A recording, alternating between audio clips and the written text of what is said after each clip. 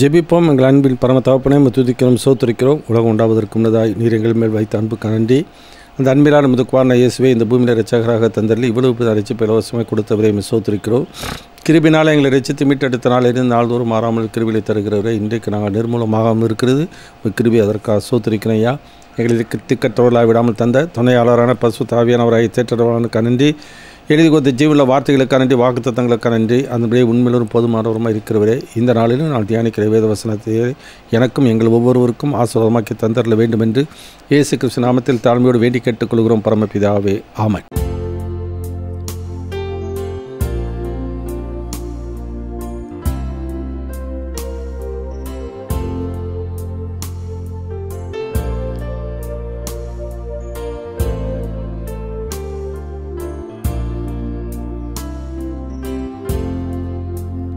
உம்மை பாடாத நாவும் கேளாத செவியும் மகிமை இழந்ததே. உம்மை பாடாத நாவும் கேளாத செவியும் மகிமை இழந்ததே. பாரில் மகிமை இழந்ததே, பாரில் மகிமை இழந்ததே. உந்தன் சித்தம் செய்ய நித்தம் இயேசுவே நீர் என்னை ஆட்கொள்ளுமே. உந்தன் சித்தம் செய்ய நித்தம் இயேசுவே நீர் என்னை ஆட்கொள்ளுமே. பாவம் என் வாழ்வை ஆட்கொண்டதாலே பரிசுத்தம் இழந்தேனே. பாவம் என் வாழ்வை ஆட்கொண்டதாலே பரிசுத்தம் இழந்தேனே.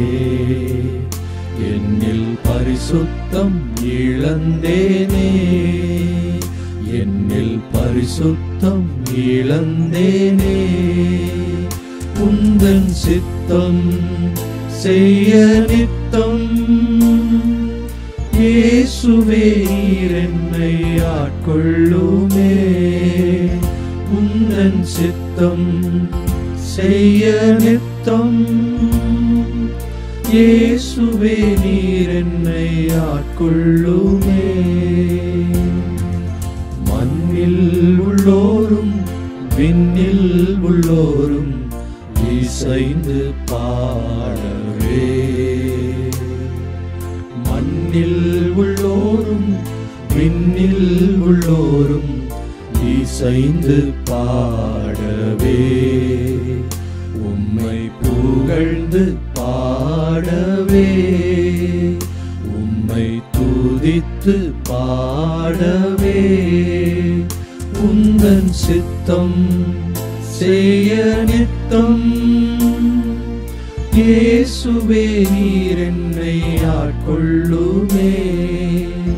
உந்தன் சித்தம் செய்ய நித்தம் இயேசுவே நீர் என்னை ஆட்கொள்ளுமே. கர்த்தருடைய பரிசுத்தமான நாமம் மகிமைப்படுவதாக. இந்த நாளில் நம்முடைய தியானத்திற்கென்று எபிரேயருக்கு நிருபம் 13ஆம் அதிகாரம் 9ஆம் வசனத்தை வாசிப்போம். Hebrew chapter 13:9. பலவிதமான அந்நிய போதனைகளால் அலைப்புண்டு திரியாதிருங்கள். போஜன பதார்த்தங்களினால் அல்ல, கிருபையினாலே இருதயம் ஸ்திரப்படுகிறது நல்லது. போஜன பதார்த்தங்களில் முயற்சி செய்கிறவர்கள் பலனடையவில்லையே. கர்த்தருக்கு மகிமை உண்டாகட்டும். அன்சேஞ்சிங் ஜீசஸ், மாறாத ஆண்டவராய் இயேசு கிறிஸ்து. எனவே அன்லிமிட்டட் ரிச்சஸ் ஆஃப் கிரைஸ்ட், கிறிஸ்துவனுடைய அளவற்ற ஐஸ்வர்யத்தை குறித்து நாம் இந்த நாளிலே தியானிக்க ஆவியானவர் நமக்கு உதவி செய்வாராக. இந்த வசனங்களை நான் பார்க்கும் பொழுது எபிரேயருக்கு நிருபம், அந்த நாட்களிலே ஆதி திருச்சபையிலே மிகுந்த உபத்திரவங்கள் உண்டாயிற்று. அப்போஸ்தலர் 8ஆம் அதிகாரத்தில் வாசிக்கிறோம், அக்காலத்தில் எருசலேம் இந்த சபைக்கு மிகுந்த துன்பம் உண்டாயிற்றுன்னு சொல்லி நாம் வேதத்தில் வாசிக்கிறோம். அது மாத்திரமல்ல 11ஆம் அதிகாரத்தில் பார்க்கும் பொழுது அந்த சோவான் நிமித்தமாய் வந்த உபத்திரவ நிமித்தமாய் அந்த சபைகளானது சதறப்பட்டு போனது, எங்கும் சுற்றி திரிந்தார்கள் சொல்லி நாம் பார்க்கிறோம். எபிரேயருக்கு நிருபத்தில் அதே 11ஆம் அதிகாரத்தில் நாம் பார்க்கும் பொழுது அதனுடைய முடிவில் நாம் பார்க்கும் பொழுது 35ஆவது வசனத்திலிருந்து எபிரேயர் 11ஆம் அதிகாரம் 35ஆவது வசனத்தை வாசிக்கலாம். ஸ்திரீகள் சாக கொடுத்து தங்களுடையவர்களை உயிரோடு எழுந்திருக்க பெற்றார்கள். வேறு சிலர் மேன்மையான உயிர்த்தெழுதலை அடையும்படிக்கு விடுதலை பெற சம்மதியாமல் வாதிக்கப்பட்டார்கள். வேறு சிலர் நிந்தைகளையும் அடிகளையும் கட்டுகளையும் காவலையும் அனுபவித்தார்கள். கல்லறியுண்டார்கள், வாளால் அறுப்புண்டார்கள், பரீட்சை பார்க்கப்பட்டார்கள், பட்டயத்தினாலே வெட்டப்பட்டு மரித்தார்கள். செம்மறியாட்டு தோள்களையும் வெள்ளாட்டு தோள்களையும் போர்த்து கொண்டு திரிந்து குறைவையும் உபத்திரவத்தையும் துன்பத்தையும் அனுபவித்தார்கள். உலகம் அவர்களுக்கு பாத்திரமாய் இருக்கவில்லை. அவர்கள் வனாந்தரங்களிலேயும் மலைகளிலேயும் குகைகளிலேயும் பூமியின் வெடிப்புகளிலேயும் சிதறுண்டு அலைந்தார்கள். இவர்கள் எல்லாரும் விசுவாசத்தினாலே நற்சாட்சி பெற்றும் வாக்குத்தத்தம் பண்ணப்பட்டதை அடையாமற் போனார்கள். அவர்கள் நம்மை அல்லாமல் பூரணராகாதபடிக்கு விசேஷித்த நன்மையானதொன்றை தேவன் நமக்கென்று முன்னதாக நியமித்திருந்தார். கர்த்தருக்கு மகிமை உண்டாகட்டும். இந்த வசனங்களை நாம் பார்க்கும் பொழுது எபிரேயர் 11ஆம் அதிகாரம் முதல் வசனத்திலிருந்து வாசிக்கும் பொழுது அந்த விசுவாசத்தில் நிலைத்திருந்த மேகம் போன்ற இத்தனை தரான சாட்சிகளை குறித்து நாம் பார்க்கின்றோம்.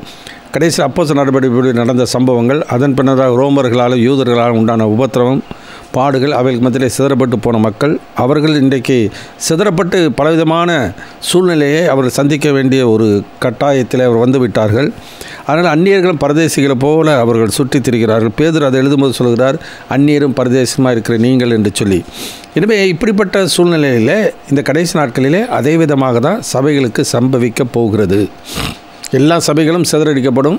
ஏன்னா தூற்றுக்கூடை அவர் கையில் இருக்கிறது. அதனால் எல்லாத்தையும் நிச்சயமாக எல்லா சபைகளும் எல்லா ஊழியர்கள் எல்லாவற்றையும் ஆண்டவரை சிதறடிக்க போகிற ஒரு காலம். அப்படிப்பட்ட சூழ்நிலையில் அந்த விசுவாசிகள் எப்படி இருக்க வேண்டும், அந்த நாட்களிலே சூழ்நிலையில் எப்படி இருந்தார்கள் இருக்க வேண்டும் என்று ஆவியானவர் எழுதி வைத்திருக்கிறாரோ அதே விதமாக அதிலிருந்து நாம் என்ன பண்ணணும் கற்றுக்கொண்டு இந்த கடைசி நாட்களிலே நாம் கர்த்தருக்குள் நிலைத்திருக்க வேண்டியது அவசியம். ஏன்னா 12ஆம் அதிகாரத்தை வாசிக்கிறோம், விசுவாசத்தை துவக்கினரும் முடிக்கிறவருமான இயேசு கிறிஸ்து என்று சொல்லி அதை முடிக்கிற வரைக்கும் விசுவாசத்தை நாம் காத்துக்கொள்ள வேண்டியது அவசியம். அது மாத்திரமல்ல, பரிசுத்தத்தில் நிலைத்திருக்க வேண்டியது அவசியம். எபிரேயர் 12 வாசிக்கிறோம். சகோதர சிநேகத்தை குறித்து, சமாதானத்தை குறித்து வாசிக்கிறோம். 12ஆம் அதிகாரத்தில் பரிசுத்தை குறித்து வாசிக்கிறோம். இதெல்லாம் பாவத்துக்கு விரோதமாய் போராடுகிறதுல ரத்தம் சிந்தப்படத்தக்க ஏற்று நிற்கவில்லை 12ஆம் அதிகாரத்தில் பார்க்கிறோம். இவையெல்லாம் சொல்லிவிட்டு 13ஆம் அதிகாரத்தில் நான் வாசிக்கும் பொழுது முதல் வார்த்தையில் வாசிக்கிறோம், சகோதர சிநேகம் நிலைத்திருக்க கடவுது. அப்போ யோசிக்கிறோம், அக்கிரம மிகுதியாவதினாலே அநேகருடைய அன்பு தணிந்து போகும், முடிவு வரைந்த நிலைத்திருக்கிறவனே ரட்சிக்கப்படுவான். அப்போ அந்த மாதிரி ஒரு சூழ்நிலை இந்த கடைசி நாட்களில் சபைகளுக்கு வரும்பொழுது, சபை விசுவாசிகளுக்கு வரும்பொழுது தேவனுடைய அன்பிலே நிலைத்திருக்கணும். பொதுவாக இந்த நாட்களிலே அந்தந்த ஸ்தாபனத்தில் இருக்கிற சபை மக்களை தான் என்ன பண்ணுவாங்க, ஒருத்தர் நேசிப்பாங்க, பழகுவாங்க. மற்றவர்களிடத்தில் அவ்வளவா மனப்பூர்வமாய் பழக மாட்டாங்க. அதே நேரத்தில் அதே சபைகளிலும் தங்களுக்கு வேண்டியவர் விருப்பமானவர்களோடு தான் அதிகமாக பழகுவார்கள். இவ்விதமான ஒரு சூழ்நிலை அந்த நாட்களில் மாத்திரமில்லை இந்த நாட்களிலும் இருக்கிறதை நாம் பார்க்கின்றோம்.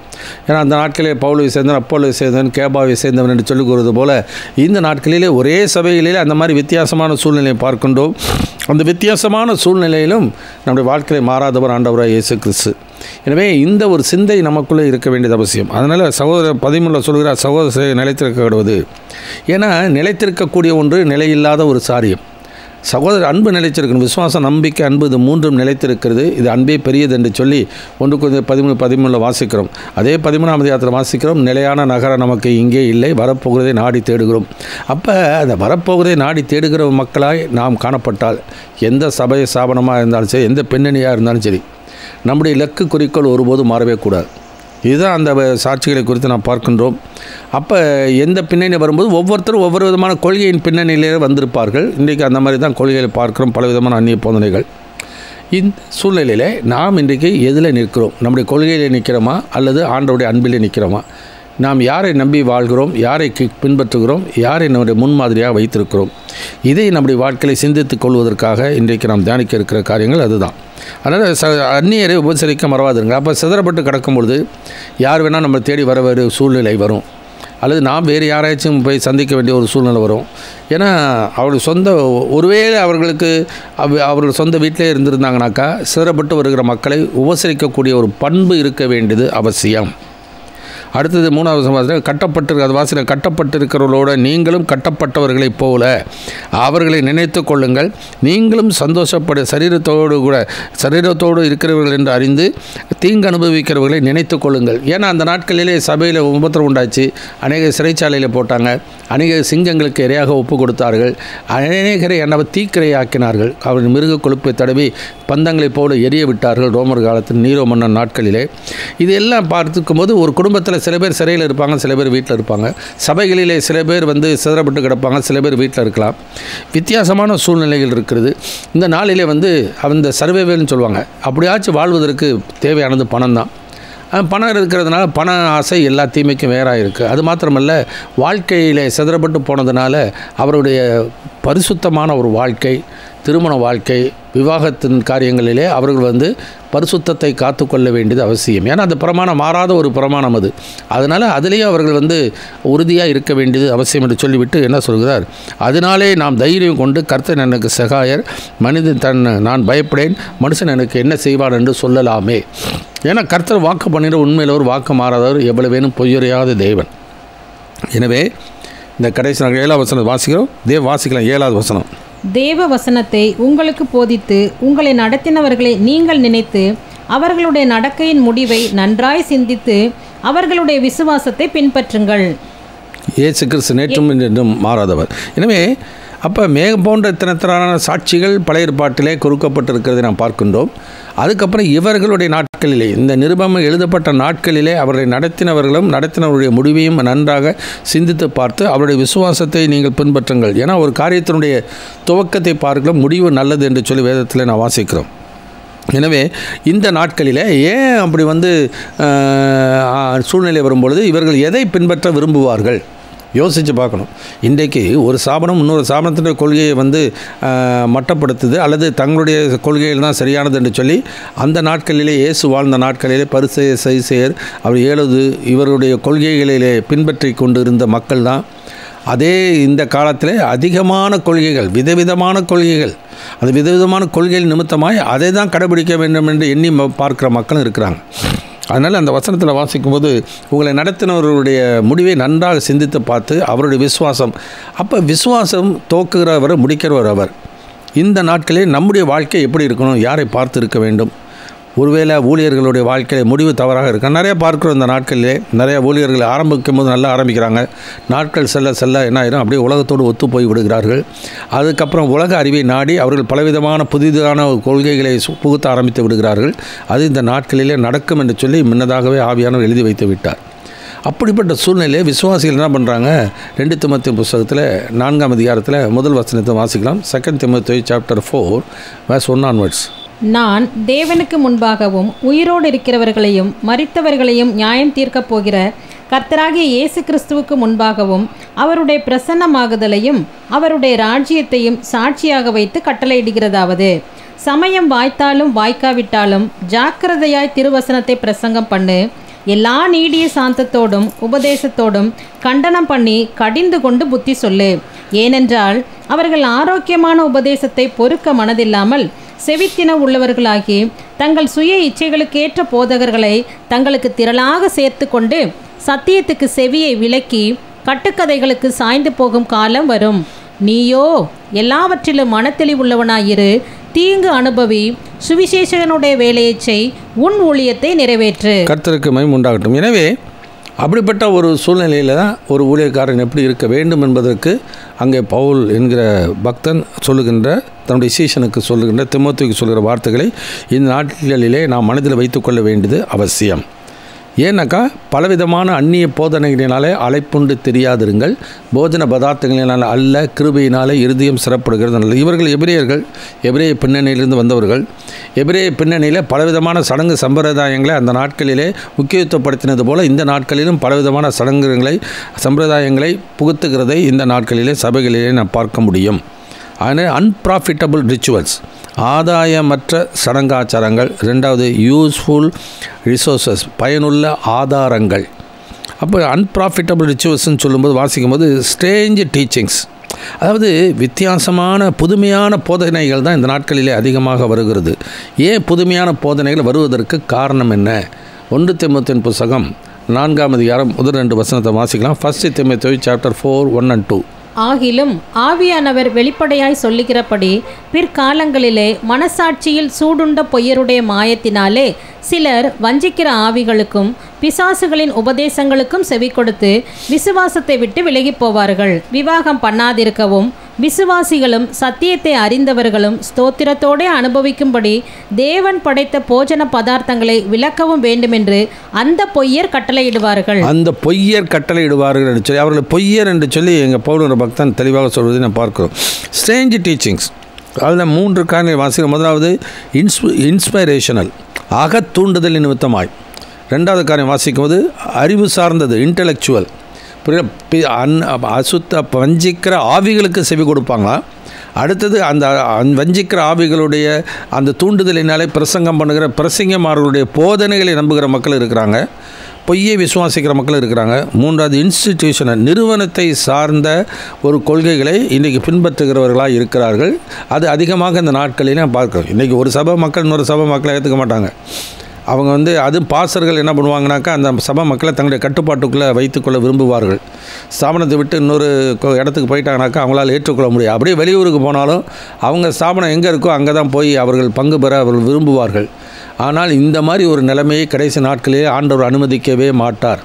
தூற்றுக்கூடை அவர் கையில் இருக்கிறது.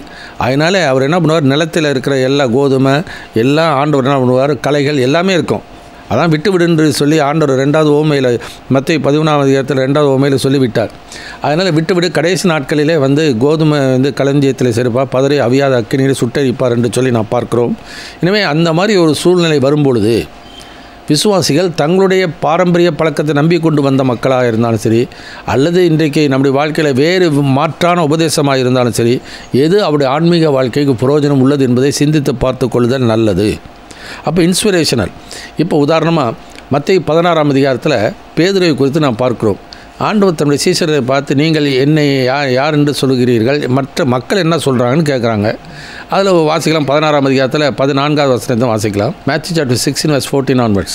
அதற்கு அவர்கள், சிலர் உம்மை யோவான் ஸ்நானன் என்றும், சிலர் எலியா என்றும், வேறு சிலர் எரேமியா அல்லது தீர்க்கதரிசிகளில் ஒருவர் என்றும் சொல்லுகிறார்கள் என்றார்கள். அப்பொழுது அவர், நீங்கள் என்னை யார் என்று சொல்லுகிறீர்கள் என்று கேட்டார். சீமோன் பேதுரு பிரதியுத்தரமாக, நீர் ஜீவனுள்ள தேவனுடைய குமாரனாகிய கிறிஸ்து என்றான்.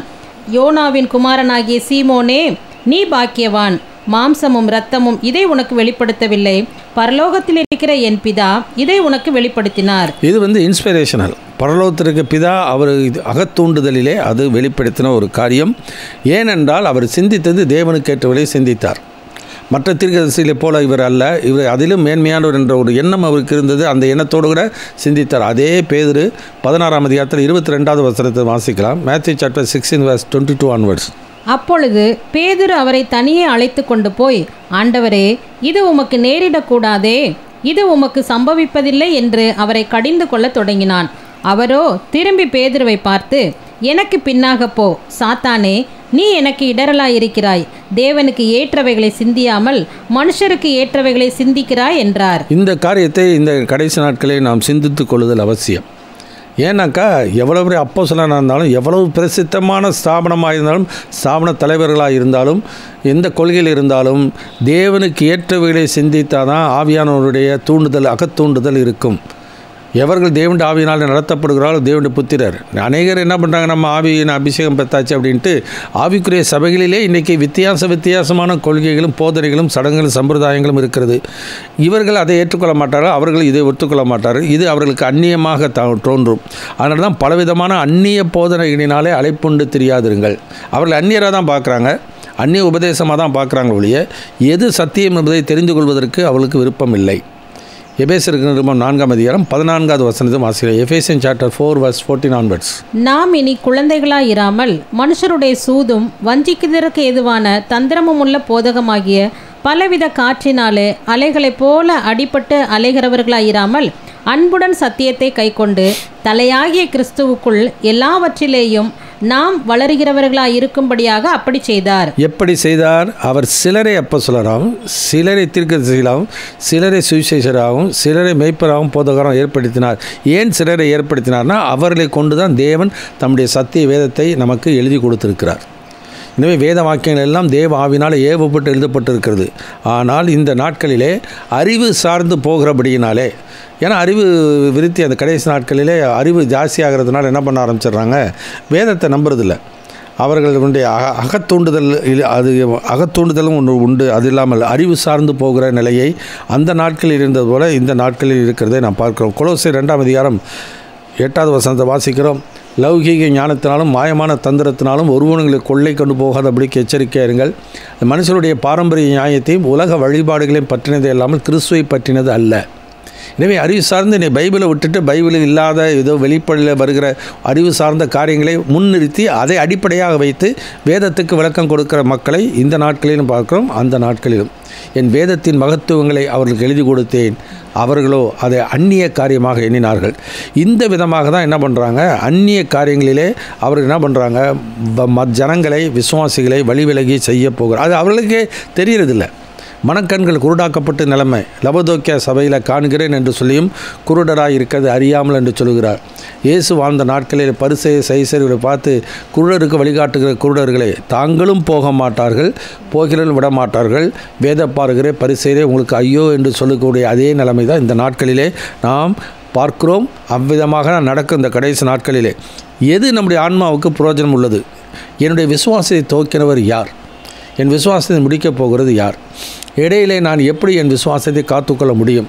அப்படி என்றால் அந்த ஆண்டோட உபதேசத்தை தான் நான் சேர்த்து கை கொண்டு போனால் தான் நான் நிச்சயமாக நான் என்ன பண்ண முடியும், அந்த விசுவாசத்தை காத்துக்கொள்ள முடியும்.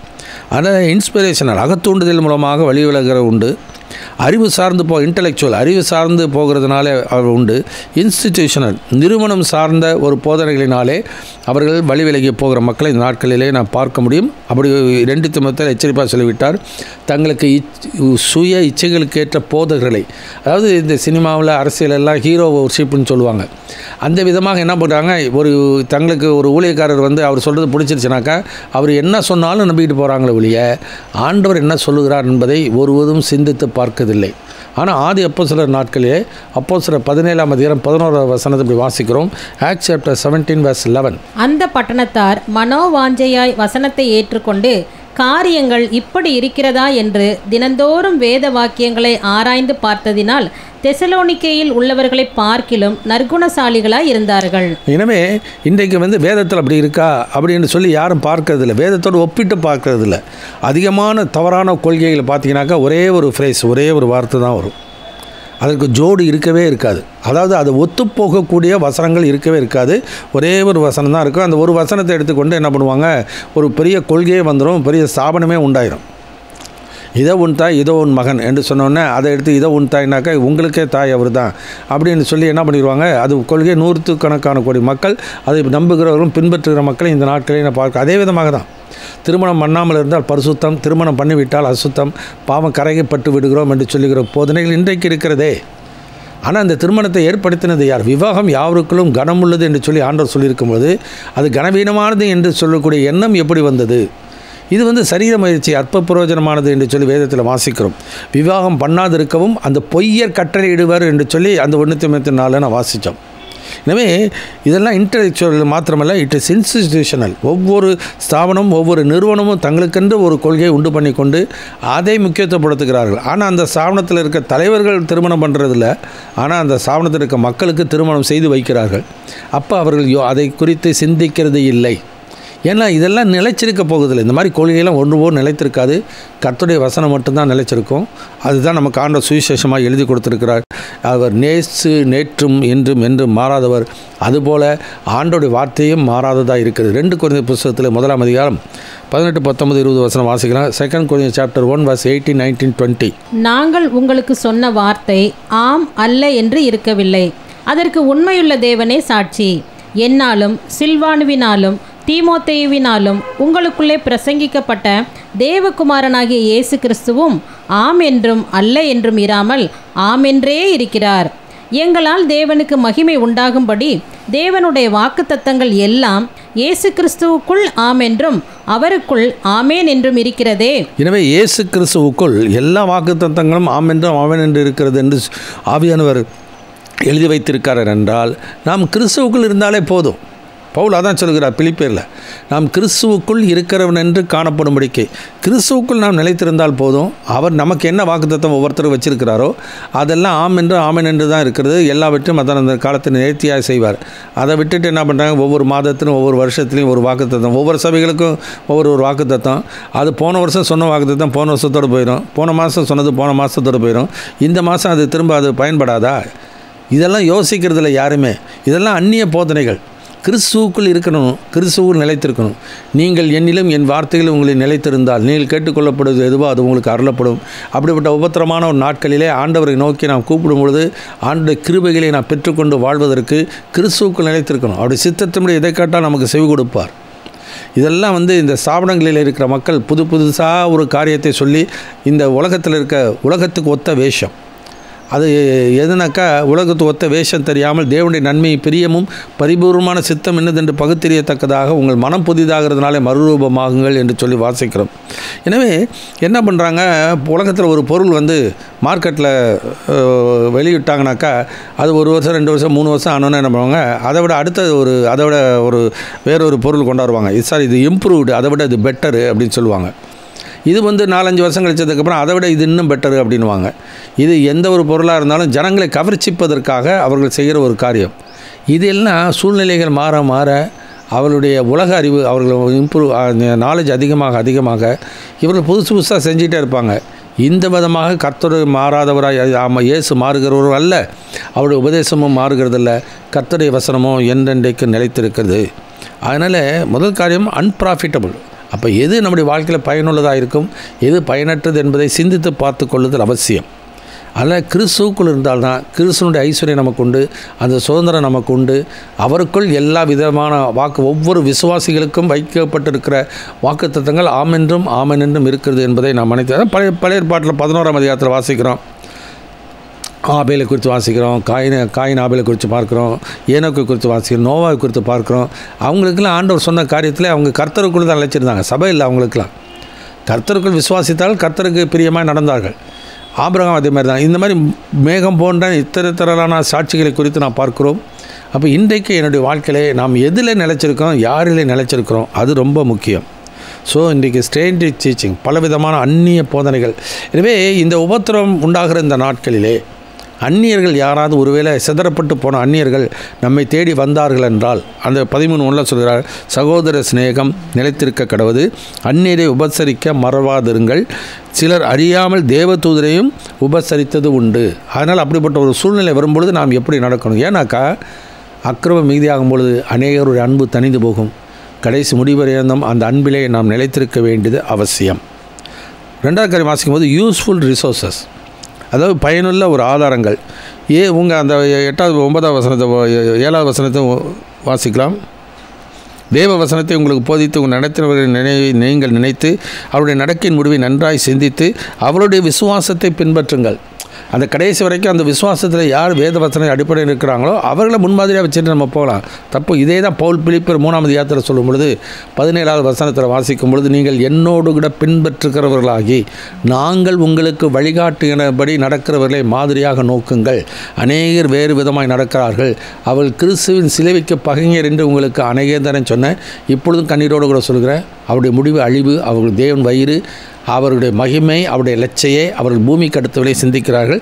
இந்த காரியங்கள் இந்த நாட்களிலே அதிகமாக நடக்கிறதை நான் பார்க்கிறோம். எனவே இன்றைக்கு எது நம்முடைய வாழ்க்கையில் என் ஆன்மாவுக்கு எது பிரயோஜனம்? பேதர் எழுதும்போது இந்த உபத்திரப்பட்டு போகிற சிதறப்பட்டு இருக்கிற மக்களுக்கு பேதர் எழுதும்போது சொல்கிறார், உங்கள் விசுவாசத்தின் பலனாகிய ஆத்மீக ரட்சிப்பை அடைகிறீர்கள் என்று சொல்கிறார். எனவே பணத்தின் மேலே பண ஆசை, அதனால தான் அந்த வசனம் வாசிக்கிறோம், பண ஆசை இல்லாதவர்களாக நடந்து உங்களுக்கு இருக்கிறவைகள் போது என்று எண்ணுங்கள், நான் முன்னிட்டு விலகுவதும் இல்லை, உன் கைவிடுவதில்லை என்று அவர் சொல்லியிருக்கிறாரே என்று எபிரேயர் 13ஆம் அதிகாரத்தை வாசிக்கிறோம். ஆனால் இன்றைக்கி அதிகமாக பண ஆசை தான் தூண்டுகிறார்கள். பவுல் தீமோத்தேயுவுக்கு எழுதுகிறார், நீ பண ஆசை இல்லாதவர்களாக நடந்து உங்களுக்கு இருக்கிறவைகள் போதும் என்று எண்ணுங்கள் என்று சொல்கிறார். Be content with what we have. நமக்கு ஆண்டவர் என்ன கொடுத்தா அதை திருப்தி அடையணும். பவுல் அதனால தான் பிலிப்பியர் 4ஆம் அதிகாரத்தில் சொல்கிறார், வாழ்ந்திருக்கவும் தெரியும், தாழ்ந்திருக்கவும் தெரியும். எந்த நிலைமையில் இருந்தாலும் மனரம்மியமாக இருக்க கற்றுக்கொண்டேன். என்னை பலப்படுத்துகிற கிறிஸ்துவினாலே எல்லாவற்றையும் செய்ய எனக்கு பலன் உண்டு என்று சொல்கிறதை நாம் பார்க்கின்றோம். அதனால் ஆண்டவர் நம்மை கைவிடவே இல்லை, கைவிடவும் மாட்டார். அதனாலே நம்முடைய வாழ்க்கையில் இயேசு நமக்கு போதும். எந்த நிலைமையில் இருந்தாலும் மனரம்மியமாக இருக்க வேண்டிய அவசியம். எந்த நிலைமையில் இருந்தாலும் நம்முடைய சமாதானத்தை அனுபவிக்கும்படியான உரிமையை நமக்கு ஆண்டவர் கொடுத்திருக்கிறார். ஏன்னா சமாதானத்தை நான் உங்களை வைத்து போகிறேன், என்னுடைய சமாதானத்தை கொடுக்குறேன்னு சொல்லிவிட்டார். அது மாத்திரமில்லை, சந்தோஷம் பரிசுத்த ஆவியினால் உண்டாகிற சந்தோஷம். அது நம்முடைய வாழ்க்கையில் ஊழியர்கள் இருந்தாலும் சரி, ஊழியர் இல்லாவிட்டாலும் சரி, சூழ்நிலை மாறினாலும் மாறாவிட்டாலும் பரிசுத்த ஆவியானவர் மாறுகிறவர் அல்ல. அந்த பரிசுத்த ஆவியினால் நம்ம கிடைக்கிற சந்தோஷமும் மாறவே மாறாது. ஆயினாலே இதெல்லாம் நம்முடைய வாழ்க்கையை சிந்தித்து பார்த்து ஸ்ட்ரேஞ்சு டீச்சிங்ஸ். இன்றைக்கி பரிசுத்தத்தை பற்றி சிரிச்சுக்கிட்டே விழுவுறவங்களாம் இந்த காலத்தில் பார்க்குறோம். அதை தான் ஓடுறாங்க ஜனங்கள். ஸ்ட்ரேஞ்சு டீச்சிங்ஸ், நிறைய காரியங்கள் இந்த நாட்களிலே வேதத்துக்கு ஒத்து வராத காரியங்கள், இதெல்லாம் வஞ்சிக்கிற ஆவிகளுடைய உபதேசங்கள். இவைகளில் நாம் சிக்கிவிடாமல் நம்முடைய வாழ்க்கையில் நம்முடைய ஆன்மாவுக்கு எது பிரயோஜனமோ அதை நம்முடைய வாழ்க்கையை சீர்தூக்கி பார்த்து அதை பின்பற்றணும். ஸோ யூஸ்ஃபுல் ரிசோர்ஸஸ் 3 காரியங்கள் பார்க்கிறோம். பெர்சீவ் த ட்ரூத், சத்தியத்தை அறிந்து கொள். 2வது ப்ராக்டிஸ் த ட்ரூத், சத்தியத்தை உன் வாழ்க்கையில் கடைபிடி. 3வது ப்ளீஸ் அவர் காட், தேவனை பிரியப்படுத்து. அப்போ முதல் காரியம் பெர்சீவ் த ட்ரூத், சத்தியத்தை அறிந்து கொள்ளணும். யோவான் எழுதின சுவிசேஷம் 8ஆம் அதிகாரம் 30-32 வசனம் வாசிக்கலாம். John chapter 8 verse 30-32. இவைகளை அவர் சொல்லுகையில் அநேகர் அவரிடத்தில் விசுவாசம் வைத்தார்கள். இயேசு தம்மை விசுவாசித்த யூதர்களை நோக்கி, நீங்கள் என் உபதேசத்தில் நிலைத்திருந்தால் மெய்யாகவே என் சீஷராய் இருப்பீர்கள், சத்தியத்தையும் அறிவீர்கள், சத்தியம் உங்களை விடுதலையாக்கும் என்றார். எனவே இந்த வார்த்தையில் சொல்லுகிறார், என் விசுவாசம் இருக்குது, ஆனால் அவர்கள் எல்லாரும் ஆண்டோட உபதேசத்தை ஏற்றுக்கொள்ளலை. ஏன்னா பரிசேயர் உபதேசம், சதுசேயர் உபதேசம், ஏரோது உபதேசம் என்னன்னாக்கா ப்ராஸ்பெரிட்டி அண்ட் பவர், பதவியும் பணமும் தான் அவங்களுக்கு. இவங்களுக்கு பரிசேயர்களுக்கு பாரம்பரியம் தான் அவங்களுக்கு. சதுசேயர்களுக்கெல்லாம் அறிவு சார்ந்து போகிற மக்களாக காணப்படுவார்கள். உயிர்த்தல் இல்லை என்று சாதிக்கிற மக்களாக இருந்தார்கள் அவர்கள். இதே விதமாக இந்த நாட்களில் இன்னும் ஏராளமான உபதேசங்கள், ஏராளமான கொள்கைகள் இந்த நாட்களில். அப்போ எது சத்தியம் என்பதை நான் அறிந்து கொள்ளணும். ஜனங்கள் இன்றைக்கி அதிகமான மக்கள் என்ன பண்ணுறாங்க, இன்றைக்கி அதெல்லாம் யோசிக்கிறது இல்லை. எதுக்கு வம்பு நமக்கு, நம்ம உண்டு சபைக்கு போனோமா வந்தோமா, இதே தான் அந்த நாட்களிலே நடந்தது போல். இடையிலே ஒரு கொரோனா காலம் வந்துச்சு. அப்போ எல்லா சபையும் சிதறடித்தார், ஒரு சபை கூடுவதில் இல்லை. அப்போ வீட்டில் உட்காந்துருந்தாங்க. வீட்டில் உட்காந்துருந்தப்போ பலவிதமான கொள்கையை அவர்கள் கேட்டார்கள். அப்போ பலவிதமான கொள்கைகளை பார்த்தவங்களும் இருக்கிறாங்க. அதனால் சந்தேகப்படுகிற மக்களும் இருக்கிறாங்க. சந்தேகப்பட்டு எது சரின்றது தெரிந்து கொள்ள அந்த சந்தர்ப்பத்தை அவர்கள் பயன்படுத்தி கொள்ளவில்லை. எது என்று, ஏன்னா அப்போஸ்தலர் போதிப்பது மறைநூலுடன் ஒத்துள்ளதான்னு பார்த்துருந்தாங்கனாக்கா எது சரி என்பதை அவர் சீர்தூக்கி பார்த்துருப்பார்கள். பார்க்கவில்லை. திரும்பவும் பழைய குருடி கதவை தரையின மாதிரி பழைய உபதேசங்களுக்கே போய் கொண்டு இருந்தார்கள் ஒழிய, திரும்ப அதே சுற்றி வருகிறார்கள் ஒழிய ஆண்டவரை அறிகிற அறிவிலே வளரல. ஏன்னா பேதுரு எழுதுகிறார், தேவனையும் நம்முடைய கர்த்தரா இயேசுவையும் அறிகிற அறிவினாலே உங்களுக்கு கிருபையும் சமானமும் பெருக கடவது. ஏன்னா ஒரு கொள்கையை நம்முடைய வாழ்க்கையை தெரிஞ்சிட்டோம்னாக்கா அதோடு முடிந்து விடுகிறதில்ல, பூர்ணராகும்படி கடந்து போகணும். இதே எபிரேயரில் வாசிக்கிறோம். காலத்தை பார்த்தால் போதகராக இருக்க வேண்டிய உங்களுக்கு வேத வாக்கில் மூல உபதேசத்தை மறுபடியும் உபதேசிக்க வேண்டியதாயிற்று. பலமான ஆகாரமானது நன்மை தீமை இன்னதென்று பயிற்சியினாலே பகுத்தறியத்தக்கதாக முயற்சி செய்யும் ஞானேந்திரங்களுடைய பூர்ண வயதுள்ளவர்களுக்கே தகும். அப்போ ஒவ்வொரு நாளும் என்னுடைய வாழ்க்கையிலே ஆண்டவர் அறிகிற அறிவில் வளரணும். ஏனோக்கு தேவனோடு சஞ்சரித்தது போல் இந்த கடைசி நாட்களில் ஒவ்வொரு நாளும் வேதத்தின் மேலே பிரியமாக இருந்து வேதத்தை வாசித்து வேதத்தை தியானித்து ஆவியான நம்ம கற்றுக் கொடுக்குற அந்த பாடத்தை அந்த நாட்களிலே அபியாசப்படுத்தி அதன் மூலமாக ஆண்டவர் தம்முடைய வல்லமை, தன்னுடைய அன்பை, தன்னுடைய ஆலோசனைகளை, தன்னுடைய அறிவை நமக்கு ஆண்டவர் என்ன பண்ணால் வெளிப்படுத்தி கொண்டே வருகிறார். இதுதான் நம்ம 3 யோவானில் வாசிக்கிறோம். 3 யோவான் 3வது வசனம் வாசிக்கலாம். யோவான் எழுதின நிருபம் 3வது நிருபம் 3வது வசனம். சகோதரர் வந்து நீ சத்தியத்தில் நடந்து கொள்ளுகிறாய் என்று உன்னுடைய உண்மையை குறித்து சாட்சி கொடுத்த போது மிகவும் சந்தோஷப்பட்டேன். இனிமே ஆனால் அந்த வசனத்தை என்ன பண்ணுவாங்கனாக்கா, உன் ஆத்மா வாழ்கிறது போல் எல்லாவற்றையும் வாழ்ந்து சுகமாக இருப்பாள். ஆத்மா எப்போ வாழும்? சத்தியத்துப்படி நடந்தால் தான் ஆத்மா வாழும். சும்மா அவங்கவுங்க சபை கொள்கையில் நான் வாழ்ந்து விட்டால் நம்ம ஆத்மா வாழுதுன்னு அர்த்தம் இல்லை. திரும்ப தலைமுறை அதே கொள்கையை திரும்ப அப்படியே வைக்கிறதில்ல. ஒவ்வொரு நாளும் ஆண்டவரை அறிகிற அறிவிலே ஒவ்வொரு விசுவாசியும் வளர வேண்டியது அவசியம். இதுதான் மேகம் போன்ற இத்தனை தரலான சாட்சிகள் நமக்கு கற்றுக் கொடுக்குற காரியங்கள். எனவே ஆபிரகாமை குறித்து வாசிக்கிறோம். அவருடைய விசுவாசம் பரிசித்து பார்க்கப்பட்டது, அவருடைய கீழ்ப்படிதல் பரிசித்து பார்க்கப்பட்டது, அவருடைய அன்பு பரிசித்து பார்க்கப்பட்டது. இதெல்லாம் அவருடைய வாழ்க்கையை ஆண்டவர் பரிசித்து பார்த்தார். அவருடைய விசுவாசம் இதெல்லாம் பரிசித்து இதே விதமாக தான் நம்முடைய வாழ்க்கையை பரிசித்து பார்க்கப்படும். பேதுரு அதை எழுதுகிறார். அங்கே அழிந்து போகிற பொண்ணு அக்கினியினாலே சோதிக்கப்படும். அதை பார்க்கிறோம். அதே விலையேறப்பட்டதாக இருக்கிற உங்கள் விசுவாசம் சோதிக்கப்பட்டு இயேசு கிறிஸ்து வெளிப்படும் பொழுது உங்களுக்கு புகழ்ச்சி மகிமையும் கனமும் உண்டாக காணப்படும் என்று சொல்லி நாம் பார்க்கின்றோம். ஆனால் இந்த நாட்களிலே துணிகரமாக சொல்கிறாங்க, மனசாட்சியிலே சூடுண்ட பொய்யர். பாடே இருக்காது, பிரச்சனை இருக்காது, போராட்டமே இருக்காது, சுகமாக நம்முடைய இருக்கலாம். ஆண்டவர் ஐஸ்வர்யத்தை தருவார். பைபிளில் லூக்கா 12 இயேசு சொல்லிட்டாரே, ஒருவனுக்கு எவ்வளவு திரளான ஆசை இருந்தாலும் அது அவனுக்கு ஜீவன் அல்ல, குமாரனை உடையவன் ஜீவனை உடையவன். எனவே இவ்வளோ எல்லாம் வசங்கள் இருந்தும் அவர் அதில் மனசில் அவங்களுக்கு வரவே வராது, அந்த எண்ணங்கள் வரவே வராது. ஏன்னா மனசாட்சியில் சூடுண்ட பொய்யர், உணர்வில்லாதவர்கள், வெள்ளம் கொண்டு போக மட்டும் உணராதிருப்பார்கள். அப்படியே மனுஷகுமாரன் வரும் காலத்தில் நடக்கும் என்றார். இன்றைக்கு நடந்து கொண்டு இருக்கிறதை நாம் கண்ணார பார்க்கணும். ஸோ பிர்சீவ் த ட்ரூத், எது சத்தியம் என்பதை நாம் அறிந்து கொள்ளுதல் அவசியம். கொலோசியர் 1:6 வாசிக்கலாம். Colossian chapter 1:6. அந்த நம்பிக்கையை குறித்து நீங்கள் முன்னமே சத்திய வசனமாகிய சுவிசேஷத்தினாலே கேள்விப்பட்டீர்கள். அந்த சுவிசேஷம் உலகமெங்கும் பரம்பி பலன் தருகிறது போல உங்களிடத்திலும் வந்து நீங்கள் அதை கேட்டு தேவ கிருபையை சத்தியத்தின்படி அறிந்து கொண்ட நாள் முதல் அது உங்களுக்குள்ளும் பலன் தருகிறதா இருக்கிறது. அப்ப அந்த கிருபையினாலே இருதயம் சிறப்பட்டாதான் அது நமக்கு பயனுள்ளதாக இருக்கும்.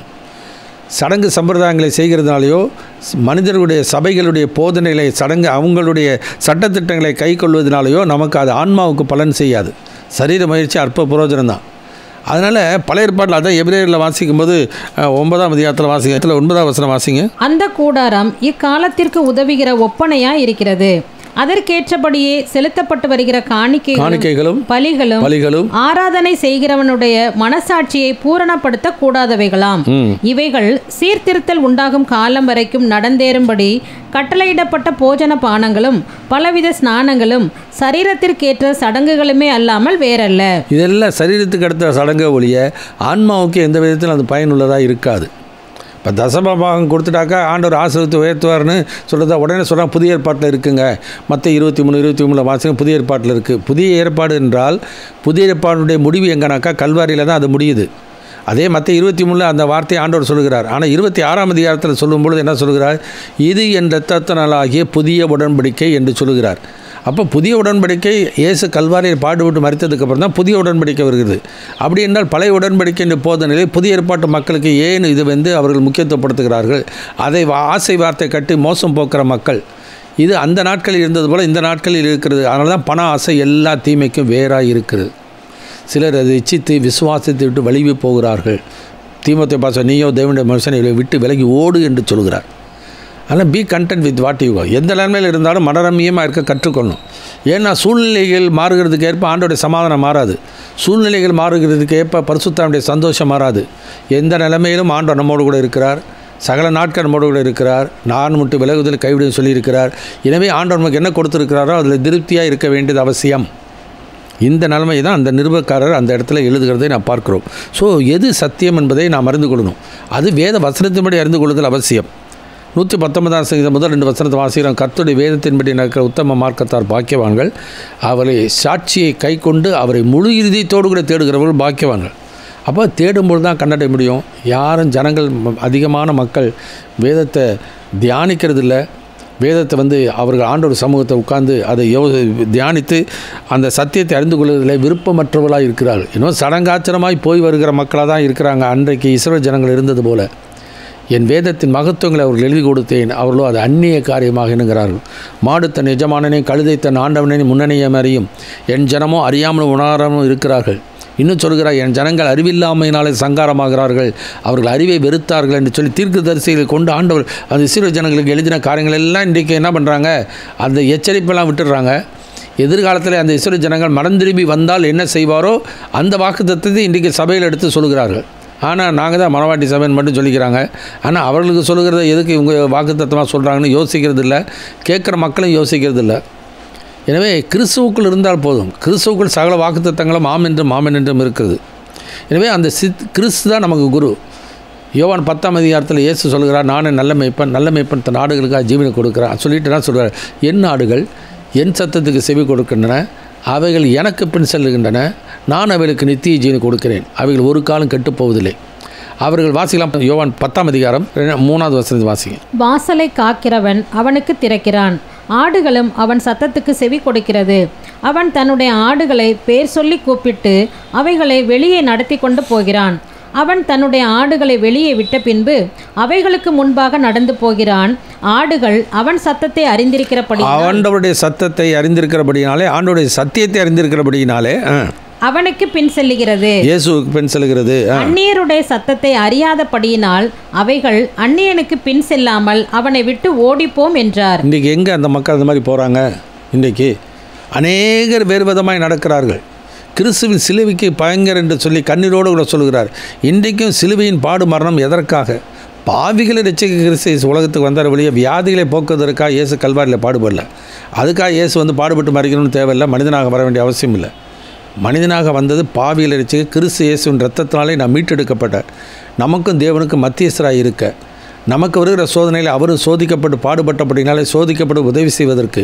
எனவே இதெல்லாம் வேதத்தில் வாசிக்கிறோம். எனவே அந்த சுய இரத்தத்தினால் சம்பாதிக்கப்பட்ட சபையின் மக்கள் என்ன பண்ணணும்? ஆண்டவரை நம்முடைய வாழ்க்கையை முன்னுதாரணமாக வைத்து போக வேண்டியது அவசியம். அவர் சொல்லுகிற வார்த்தைகள் தான் சத்தியம். அதனால் என் நாடுகள் என் சத்தத்துக்கு செவி கொடுக்கின்றன, அவைகள் அன்னுடைய சத்தத்தை அறியாதபடினால் அந்நீர் விட்டு ஓடி போகும் என்று சொல்கிறார். இன்றைக்கு ஒரு மிருகங்கள், ஆடுகள் இன்றைக்கு அதே மாதிரி தான் செய்கிறது. எந்த ஆடாக இருந்தாலும் எந்த மந்தையாக இருந்தாலும் அந்த ஆடுகள் அந்தந்த ஆடுகள் அந்தந்த மந்தையினுடைய மேய்ப்பனை அறிந்திருக்கும். மேய்ப்பனும் அந்த ஆடுகளை அறிந்திருக்கிறார். அதே யோவான் 10ஆம் அதிகாரத்தில் அதை வாசிக்கிறோம். 10ஆம் அதிகாரத்தில் வாசிக்கும் போது 15வது வசனத்தை வாசிங்க. நான் என்னுடையவைகளை அறிந்தும் என்னுடையவைகளால் அறியப்பட்டும் இருக்கிறேன். ஆடுகளுக்காக என் ஜீவனையும் கொடுக்கிறேன். எனவே ஆடுகளுக்காக ஜீவனையும் கொடுக்கிற தேவன் அவர். கல்வாரில் கொடுத்தது மாத்திரமல்ல, ரட்சித்தது மாத்திரமல்ல, முற்றுமுடிய ரட்சிக்க அவர் வல்லவராக இருக்கிறார். ஆனால் எவ்வளவு பாடுகள் எவ்வளவு உபத்தங்கள் இருந்தாலும் அவர் கிருபை நமக்கு போதுமானதாக இருக்கிறது. எபேசியர் 2:8 வாசிக்கிறோம். கிருபையினால் விசுவாசத்தை கொண்டு ரட்சிக்கப்பட்டீர்கள், இது உங்களால் உண்டானதல்ல, இது தேவனுடைய ஈவு, ஒருவரும் பெருமை பாராட்டாதபடிக்கு இது கிரிகைகளினாலே சடங்குகளினாலே சம்பிரதாயங்களினாலே உண்டானது, பாரம்பரியத்தினாலே உண்டானது அல்ல. இப்போ கிருபையினால் ரட்சித்த ஆண்டவர் என்ன பண்ணுறாரு? எபேசியர் 2ஆம் அதிகாரத்தில் வாசிக்கும் போது 6-7 வசனத்தை வாசிக்கலாம்.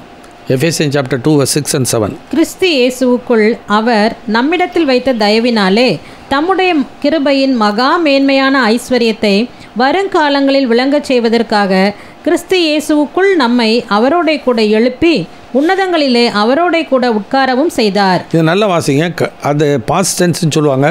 உன்னதத்திலே அவரோடு கூட உட்காரவும் செய்தார்.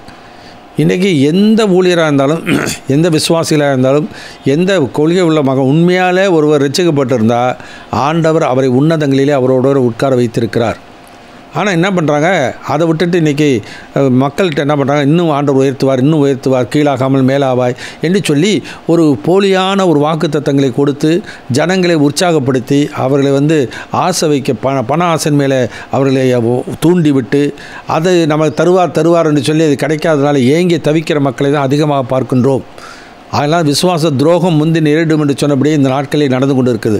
இவங்க என்ன பண்ணுறாங்க? இந்த மாதிரி வாக்குத்தத்தங்கள் கொடுக்கும்போது அதிகமான மக்கள் வர ஆரம்பிச்சிடறாங்க. அதிகமான மக்கள் வருகிறத பார்த்தோன்னா இந்த ஊழியர் என்ன பண்ணுறாரு? நம்ம சொல்கிற கொள்கைலாம் சரியான கொள்கை, அதனால் தான் இவ்வளோ பேர் வந்துக்கிட்டு வராங்க, அதனால தான் இவ்வளோ பேர் கலந்து கொள்கிறார் என்று சொல்லி இவரும் வஞ்சிக்கப்படுகிறார், அவர்களும் வஞ்சிக்கப்படுகிறார்கள். அதனால தான் ஆண்டவர் சொன்னார், குருடருக்கு வழிகாட்டுகிற குருடர்கள் தாங்களும் போக மாட்டார்கள், போகிறவர்களையும் விட மாட்டார்கள், வேதபார பரிசேயரே உங்களுக்கு ஐயோ என்று சொல்கிறார். ஏன்னாக்கா அவர்கள் வேத வசனத்தை பரலோக ராஜ்யத்தை திறவுகோள்களை எடுத்துக்கொண்டீர்கள், நீங்களும் போக மாட்டீர்கள், போகிறீர்கள் விடமாட்டீர்கள் என்று சொல்லி அவர்களுக்கு ஐயோ என்று இந்த ஊழியர்கள் சொல்லுகிறதை நான் பார்க்கிறோம். ஸோ பெர்சீவ் த ட்ரூத், சத்தியத்தை அறிந்து கொள்வோம், ப்ராக்டிஸ் ட்ரூத், சத்தியத்தை நம்முடைய வாழ்க்கையில் கடைபிடிப்போம், செய்து பிதாவை பிரியப்படுத்துவோம். We should please our God. எபேசியர் 5:10 வாசிக்கிறோம், கர்த்தருக்கு பிரியமானது என்னதென்று சோதித்து அறியுங்கள் என்று சொல்கிறார். எது கர்த்தரை பிரியப்படுத்து? எது கர்த்தருடைய சித்தம்? இப்போ வரங்களை ஆண்டவர் கொடுத்துருக்கிறார். அந்த வரங்களை அப்பியாசப்படுத்துறதுனால நாம் ஆண்டவருக்கு பிரியமாக நடக்கிறோம் என்ற அர்த்தம் அல்ல. ஏன்னா பிதாவின் சித்தம் செய்கிறவனே பரலோக ராஜ்யத்தில் பிரவேசிப்பான். அதனால் ஒவ்வொரு ஊழியராக இருந்தாலும் சரி, எந்த விசுவாசியாக இருந்தாலும், கணவனாக இருந்தாலும், அது மனைவியாக இருந்தாலும், பிள்ளைகளாக இருந்தாலும், பெற்றோர்களாக இருந்தாலும், ஆண்டவராக இயேசு சொல்லுகிறது போல் புஸ்தக சுருளிலே என்னை குறித்து எழுதியிருக்கிறது, இதோ வருகிறேன் என்று சொல்கிறது போல் ஒவ்வொருவரையும் குறித்து ஆண்டவர் வேதத்தில் எழுதி வைத்திருக்கிறார். அந்த வேதத்தில் கண்காணி எப்படி இருக்கணும், உதவிக்காரர்கள் எப்படி இருக்கணும், திருமணம் ஆனவர் எப்படி இருக்கணும், திருமணம் ஆகாதவர் எப்படி இருக்கணும், எல்லாத்தையும் ஆண்டவர் எழுதி வைத்து விட்டார். அப்போ அதை படித்து கொண்டு அதில் எது தேவனுக்கு பிரியப்படுத்தும் என்று சொல்லி அதற்கேற்ப நம்முடைய வாழ்க்கை அமைத்து கொண்டால்தான் ஆண்டோடைய இரக்கம் கிடைக்கும். சும்மா நம்ம பக்தியை அதிகமாக ஜபிச்சா அதிகமாக பலன் கிடைக்கணும் ஒருபோதும் நினைத்து கூடவே கூடாது. இது புறவினத்தாருடைய கொள்கை. பிரவீனத்தாவுடைய கொள்கை என்னென்னாக்கா அதிகமாக ஜெபிச்சாக்கா அதிகமாக கடவுள் இடத்துலேருந்து நமக்கு ஆசீர்வாதம் கிடைச்சிரும் அப்படி என்று சொல்லி அவர்கள் என்ன பண்ணுவாங்க, 30 நாள் 40 நாள் விரதம் இருந்து அதெல்லாம் அந்த சாமியை பிரியப்படுத்திடலாம் நினைக்கிறாங்க. இந்த எண்ணங்கள்லாம் நம்ம சபையில் இருக்கக்கூடாது. விசுவாசிகளுக்கு ஒருபோதும் அப்படிப்பட்ட எண்ணங்கள். நீங்கள் மிகுதியாக ஜெபம் பண்ணினாலும் கேள் என்று ஏசாயாவில் வாசிக்கிறோம். நீங்கள் மனம் பொருந்தி செவி கொடுத்தால் தேசத்தின் நன்மையை புசிப்பீர்கள், மாற்றம் என்று எதிர்ப்பு நிற்பீர்களானால் பட்டயத்துக்கு இரையாவீர்கள் என்று சொல்கிறார். அதுதான் இந்த கடைசி நாட்களில் நடக்கப் போகிறது. அநேகர் இடையே விடுவார், அநேக வழி விலகி போய்வார்கள், விசுவாச துரோகம் விசுவாசத்தை வலிவு போய் விடுவார்கள். இதெல்லாம் கடைசி நாட்களில் எச்சரிப்பாக ஆண்டவர் எழுதி வைத்தார். இஸ்ரவேல் ஜனங்களுக்கெல்லாம் வேதத்தில் வாசிக்கும் போது அந்த கண்ணீரோடு சொல்கிறார், உனக்கு கொடுக்கப்பட்ட இந்த நாளிலாகிலும் உன் சமாதானத்துக்கு அடுத்தவை நீ அறிந்திருந்தாயானால் நலமாயிருக்கும். இப்பொழுதோ அவைகள் கண்களுக்கு மறைவாக இருக்கிறது, உன்னை சந்திக்கும் காலத்தை அறியாதபடினால் என்று சொல்லி அவர்களை பார்த்து கண்ணீர் விடுகிறார். இவைகளெல்லாம் திருஸ்தாந்தங்களாக அவர்களுக்கு சம்பவித்தது உலகத்தின் முடிவு காலத்தில் நமக்கு எச்சரிப்பு உண்டாகும்படி எழுதப்பட்டிருக்கிறது என்று 1 கொரிந்தியர் 10ஆம் அதிகாரத்தில் நாம் வாசிக்கின்றோம். நல்ல இஸ்ரவேல் ஜனங்கள் நல்லா சிந்தித்து பார்ப்போம். ஆபிரகாமை தெரிந்து கொண்டார். ஆபிரகாம், ஈசாக்கு, யாக்கோப்பு. யாக்கோப்பு 12 கோத்திரம். அந்த 12 கோத்திரத்தின் மூலமாக இஸ்ரவேல் சந்ததி உருவாச்சு. அது இஸ்ரவேல் சந்ததி என்ன பண்ணாங்க, ஆண்டவர் கொடுத்த வாக்குத்தத்த தேசத்தை கொண்டு வச்சிருந்தாலும் ஆண்டோடைய வார்த்தைகளுக்கு செவி கொடுக்கல, ஆண்டோடைய வார்த்தையினுடைய வசனத்துக்கு கீழ்ப்படியாமல் போனார்கள். அது நிமித்தமாக அவர்கள் இஸ்ரவேல் ஜனங்கள் உலகத்துக்கு சாட்சியாக இருக்க தவறிவிட்டார்கள். They are suppose to eliminate the world. இந்த உலகத்துக்கு அவங்க வெளிச்சமாக இருக்க வேண்டியவர்கள். But they imitated the world. உலகத்தை அவர்கள் சார ஆரம்பித்தார்கள். அதுதான் இன்றைக்கும் சபையில் நடக்குது. உலகத்துக்கு நாம் வெளிச்சமாக இருக்கணும், பூமிக்கு உப்பாக இருக்கிறோம், உலகத்துக்கு வெளிச்சமாக இருக்க வேண்டிய கிறிஸ்தவர்கள் இன்றைக்கு உலகத்தினுடைய காரியங்களை சபைக்குள்ளே கொண்டு வருகிறதை இன்றைக்கு அதிகமாக பார்க்கின்றோம். அதுதான் உலகத்துக்கு ஒத்த வேஷம் தெரியாமல் தேவனுடைய நன்மையும் பிரியமும் பரிபூர்ணமான சித்தம் இன்னதென்று பகுத்து அறியத்தக்கதாக உங்கள் மனம் புதிதாகிறதுனாலே மறுரூபமாகுங்கள் என்று ரோமர் 12ஆம் அதிகாரத்தை வாசிக்கிறோம். So we are suppose to please our God. போதகரை பிரியப்படுத்துகிறதோ ஜனங்களை பிரியப்படுத்துகிறதோ ஒருபோது நம்முடைய வாழ்க்கையில் இருக்கக்கூடாது. பவுல் கலாத்தியர் நிருபம் 1ஆம் அதிகாரத்தில் வாசிக்கும் போது 10வது வசனத்தில் வாசிக்கிறார், நான் மனுஷனையா தேவனையா யாரை நாடி போதிக்கிறேன், யாரை பிரியப்படுத்த பார்க்கிறேன், இன்னும் நான் மனுஷனை பிரியப்படுத்துகிறவனாக இருந்தால் நான் தேவனுடைய ஊழியன் அல்ல. அதிகமான மக்கள், ஆயிரக்கணக்கான மக்கள், லட்சக்கணக்கான மக்கள் சபையில் இருக்கிறதுனால செய்கிற ஊழியெல்லாம் சரி என்று ஒருபோது எண்ணிவிடவே கூடாது. நம்முடைய வாழ்க்கையில் எண்ணிக்கையை வைத்து கொண்டு ஆண்டவர் நம்மை தீர்மானிக்கிறதில்ல. நான் தீர்ப்பு செய்தால் என் தீர்ப்பு சத்தியத்தின்படி இருக்கும் என்று ஆண்டவர் சொல்கிறார். அதனால் இந்த மாதிரி எண்ணங்கள் இருக்கிறதுனால தான் கடைசி நாட்கள் என்ன பண்ண போகிறாரு, எல்லா சபையும் சிதறடிப்பார். எனவே சிதறடிக்கும் பொழுது என்னாகும், தூற்றுக்குடைய கையில் சிதறடிக்கப்படும்போது யார் ஆண்டவரை சார்ந்திருக்கிறார்கள், யார் ஆண்டவருக்கு சத்தத்துக்கு செவி கொடுக்கிறார்கள், யார் ஆண்டவருக்கு கீழ்ப்படுகிறார்கள், யார் ஆண்டவருடைய அன்பிலே நிலைத்திருக்கிறார் என்பதை இந்த கடைசி நாட்களில் வெளிப்பட்டு விடும். அந்த மாதிரி நிலைமை தான் அந்த எபிரேயர் நிருபத்தில் 13ஆம் அதிகாரத்தில் வாசிக்கும்போது வாசிக்கிறோம், நிலையான நகரம் நமக்கு இங்கே இல்லை, வரப்போகிறதே நாடி தேடுகிறோம். ஆதலால் உங்கள் உதடின் கனியாக சோத்திரப்படினால் எப்போதும் அவருக்கு செலுத்த கடவர். அதே 17 வசனத்தில் வாசிக்கும்போது நாம் 10வது வசனம் வாசிக்க எபிரேயர் 13:10. நமக்கு ஒரு பலிபீடம் உண்டு, அதற்குரியவைகளை புசிக்கிறதற்கு கூடாரத்தில் ஆராதனை செய்கிறவர்களுக்கு அதிகாரம் இல்லை. ஏனென்றால் எந்த மிருகங்களுடைய இரத்தம் பாவங்களின் நிமித்தமாக பரிசுத்த ஸ்தலத்துக்குள் பிரதான ஆசாரியனாலே கொண்டு வரப்படுகிறதோ அந்த மிருகங்களின் உடல்கள் பாளையத்துக்கு புறம்பே சுட்டரிக்கப்படும். அந்தபடியே இயேசுவும் தம்முடைய சொந்த இரத்தத்தினாலே ஜனத்தை பரிசுத்தம் செய்யும்படியாக நகர வாசலுக்கு புறம்பே பாடுபட்டார். ஆகையால் நாம் அவருடைய நிந்தையை சுமந்து பாளையத்துக்கு புறம்பே அவரிடத்திற்கு புறப்பட்டு போக கடவோம். எனவே இந்த எபிரேய மக்களுக்கு கிறிஸ்தவர்களுக்கு எழுதும்போது என்ன சொல்கிறார், இன்னும் பாரம்பரியம் படங்கு சம்பிரதாயங்களை படைப்பிடித்து கொண்டு போயிடாதீங்க. நமக்கு ஒரு பலிபீடம் உண்டு, கல்வாரி தான். நமக்கு ஒரு இரட்சகர் உண்டு, அவர் இயேசு தான். நம்மை மறுபடி மகிமையில் கொண்டு போய் சேர்க்க போகிற அந்த ஆண்டவராக இயேசு தமக்காக காத்து கொண்டு இருக்கிற ரட்சிப்பு பெறும்படி 2வது தரம் ஒரு பாரம் இல்லாமல் தரிசனமாக போகிறார். எனவே நம் வாழ்கிற வரைக்கும் ஆண்டவருக்கு பிரியமாய் வாழ்வோம். பலவிதமான அந்நிய போதனைகள் அழைப்புண்டி தெரியாதிருப்போம்.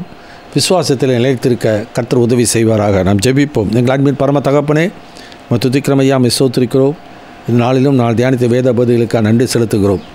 ஆண்டவர் கிறிஸ்துவனுடைய அளவற்ற ஐஸ்வர்யத்தை பிரஜாதிகளுக்கு சுவிசேஷம் அறிவிக்கும்படியான கிருபைகளை ஆண்டவரே பவுலுக்கு தந்தது மாத்திரமல்ல, இந்த நாளிலும் ஆவியானவர் அந்த ஐஸ்வர்யத்தை நாம் அறிந்து கொள்ளவும் அந்த ஐஸ்வர்யத்தை நாம் அனுபவிக்கவும் ஆண்டவரே எங்களுக்கு அனுக்கிரகம் செய்திருக்கிறபடினாலே நன்றி அப்பா. அவருக்குள் ஞானம் அறிவு என்பவைகளாகிய பொக்கிஷங்கள் எல்லாம் அடங்கியிருக்கிறது. ஒருவனு நயவசனிப்பினாலே உங்களை வஞ்சியாதபடிக்கு இதை எழுதுகிறேன் என்று சொன்னது போல் ஆண்டவரே அந்த சுதந்திரத்தை எங்களுக்கு கொடுத்திருக்கிறீர்.